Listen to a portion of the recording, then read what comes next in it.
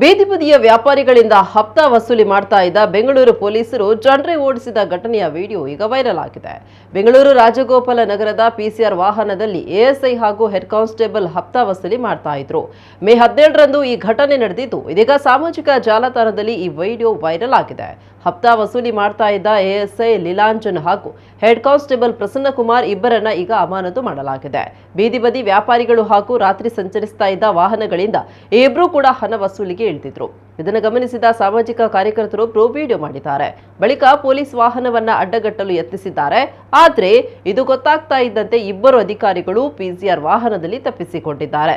ಈ ವೇಳೆ ಕಳ್ಳ ಕಳ್ಳ ಅಂತ ಜೋರಾಗಿ ಕೂಗಿ ಪಿಸಿಆರ್ ವಾಹನವನ್ನ ನಿಲ್ಲಿಸುವ ಪ್ರಯತ್ನ ಮಾಡಿರುವುದು ವಿಡಿಯೋದಲ್ಲಿ ಸರಿಯಾಗಿದೆ. ಆದ್ರೆ ಈ ಬಗ್ಗೆ ಯಾವುದೇ ಪೊಲೀಸ್ ಠಾಣೆಯಲ್ಲೂ ದೂರು ದಾಖಲಾಗಿರಲಿಲ್ಲ. ಇದ್ರೆ ಕಳೆದ 2 ದಿನಗಳಿಂದ ಈ ವಿಡಿಯೋ ಸಾಮಾಜಿಕ ಜಾಲತಾಣದಲ್ಲಿ ಹರಿದಾಡ್ತಾ ಇದ್ದು, ಪಿಸಿಆರ್ ವಾಹನವನ್ನ ಗುರುತಿಸಿದ ಹಿರಿಯ ಅಧಿಕಾರಿಗಳು ಎಎಸ್ಐ ಹಾಗೂ ಹೆಡ್ ಕಾನ್ಸ್ಟೇಬಲ್ ಇಬ್ಬರನ್ನೂ ಕೂಡ ಅಮಾನತು ಮಾಡಿದ್ದಾರೆ. ಪೊಲೀಸ್ ನೋಡಿ ವಯಸ್ಸಾಳ ಕಲೆಕ್ಷನ್ ಮಾಡ್ತಾ ಇತ್ತೆ. ನಿಲ್ಸಿ ಸರ್, ನಿಲ್ಸಿ ಸರ್, ನಿಲ್ಸಿ ನಿಲ್ಸಿ ಸರಿ ಹಾಕಿ ಸರ್. ಕಳ್ಳ ಕಳ್ಳ ಕಳ್ಳ ಕಳ್ಳ ಪೊಲೀಸ್ ಕಳ್ಳ ಪೊಲೀಸ್ ಕಳ್ಳ ಪೊಲೀಸ್ ಕಳ್ಳ ಪೊಲೀಸ್ ಕಳ್ಳ ಪೊಲೀಸ್ ಕಳ್ಳ ಪೊಲೀಸ್ ನೋಡಿ ವಯಸ್ಸಾಳ ಕಲೆಕ್ಷನ್ ಮಾಡ್ತಾ ಇತ್ತೆ. ನಿಲ್ಸಿ ಸರ್, ನಿಲ್ಸಿ ಸರ್, ನಿಲ್ಸಿ ನಿಲ್ಸಿ ಸರಿ ಹಾಕಿ ಸರ್.